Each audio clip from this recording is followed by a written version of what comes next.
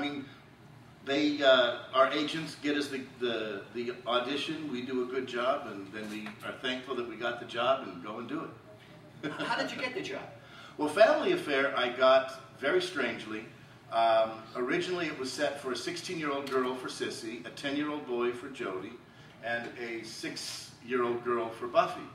Brian Keith and I had done The Russians Are Coming, The Russians Are Coming the year earlier, and he came, my mother of course was a young pretty woman, and Brian Keith was the hunk of the time, and he comes and knocks on my door, and of course my mother goes, Brian. He goes, can Johnny Whitaker come out to play? And he has some kids, and they were playing, so we played baseball, just throwing the ball back and forth. And Jonathan Winters, Mom, and Brian and I went out for dinner and had a good time. And from then on, we, you know, he wanted to make sure that Johnny got a part in his new series. So they asked me to come in for an audition. And when they, Pamela Ferdin was there for the part of Buffy, Anissa Jones was there, and another girl, and 10-year-old boys. But when they put me up with Anissa Jones, they said, magic. We're going to change the script. It's not a 10-year-old boy. It's 2 6-year-old twins. Buffy, Jody twins is what, you know, if anybody ever says it today, it's a boy and girl twin. Oh, you have Buffy, Jody twins, right? And so, you know, it just became that way, and, you know, magic happened. Brian had never done comedy, except for maybe The Russians Are Coming, The Russians Are Coming. He was really more known as a dramatic actor, a very, very good actor, a very versatile dramatic actor, but you know, to do this had to be almost like a change of career for him. Yeah. I'm glad I asked that.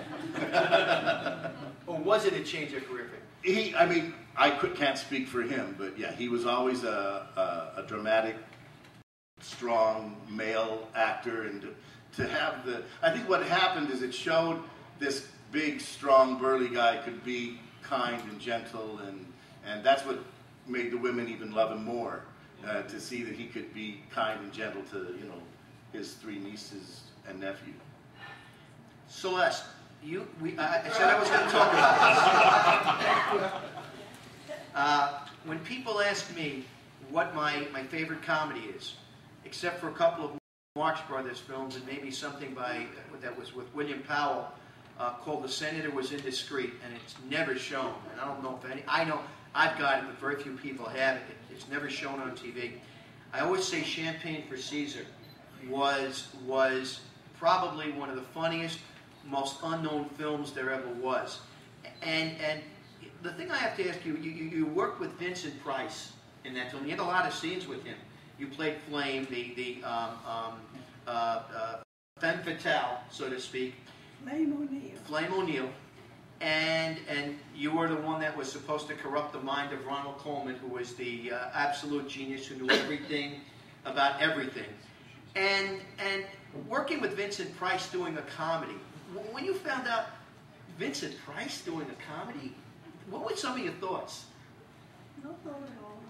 I'll make him funny. He was very funny in that film, wasn't he?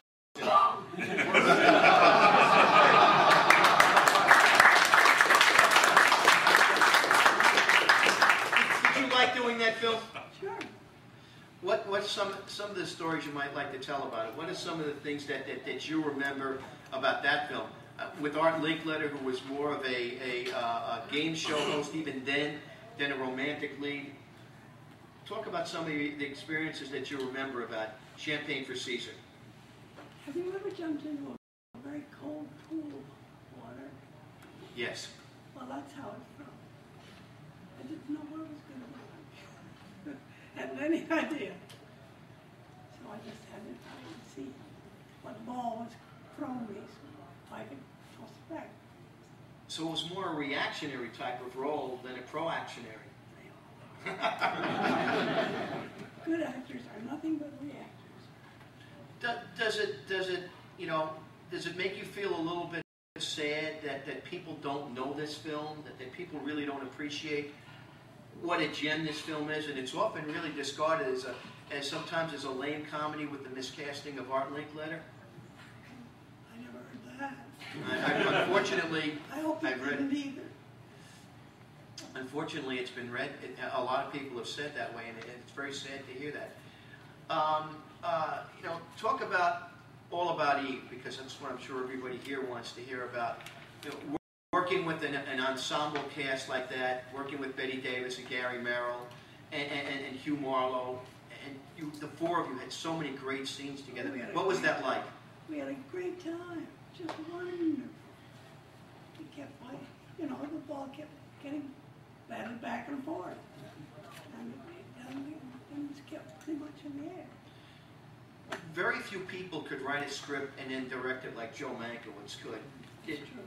And you know, when you read the script and to see the lines that you had, did you think, and I know, yeah, I was just playing a part, but did you notice in the lines that these were very sophisticated and really very mature for that time? I expected them to be. That's what we were going to make them anyway. Does it gratify you? Did it gratify you at the time when all of the nominations the film got, and how many Academy Awards it won, and thinking back on it now, what a staple of American filmology it is? Well, of course, I didn't know it would be that. But thinking back, you know, in 2009 and looking at the rank that it's received, is it a gratification to you? Oh, sure. It's always nice to be appreciated. Do you think, in thinking back, is this the role of Karen? Is that the role that you think you're going to be most known for? I never thought like that at all. That's not the way I think. I don't think about. I don't. You know, that isn't something I concern myself with. I do the job. I do the work. I do the involvement of my own self in the character and in the story, and let's hope it works. This one seemed to work very well. Johnny, we talked about your appearing in 2 films with a very young Jodie Foster. Yes, I gave her her first on-screen kiss. And then she went to the other side. What can you say? You know what? You get the best. Where can you go from there? Did you see the talent that she had? Were you able to recognize even as... Oh, I knew she... I mean, I had the opportunity the summer before to work with her in a Disney film called Napoleon and Samantha. And her mother was a very, very strong stage mother, but gave her the opportunity to, to play with us some of the time. And then she snuck out and we played Spin the Bottle with Jeff East. Celeste wasn't invited. I don't even know each other. But Jeff East, Jodie Foster, myself, and some others. And Jodie was 9. I was 12. Jeff was almost 14. We all wanted to kiss Gina. She was one of the prop man's daughters because she was more developed than Jodie. Maybe that's what happened. What was it like playing opposite Celeste as Aunt Polly? You know, I have had the opportunity to work with a lot of wonderful actors and wonderful actresses, and to work with Celeste. I can remember one scene specifically, which was, it took me 122 takes. And that was a double take that I had to do when the Whitaker Douglas was sitting at the table eating dinner. And we did the scene coming down the stairs, and then I said, but I sure worked up a big appetite doing all that running and chasing. I can do it perfectly now. After 122 days. But I just remember Celeste coming to me, putting her arm around me and saying, John, don't worry about it. Tell them to go jump in a lake. You just do it the way that you feel right. And she said, don't worry about Don Taylor. You know, I mean, he's a good man, but don't listen to him. Just relax, and because it just wasn't going right, and I was getting frustrated and upset, and he didn't want to tell me exactly how to do it. But